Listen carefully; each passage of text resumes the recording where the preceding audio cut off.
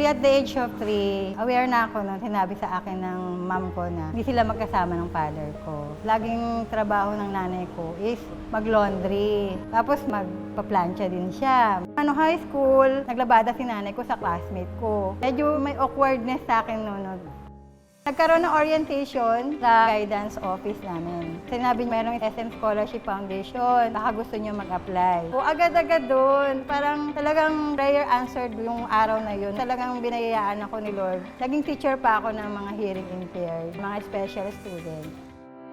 Yan din ang isang goal ng scholarship program is to really spread social good, meaning the scholarship that they received from SM Foundation ay maipasa pa nila ito sa iba.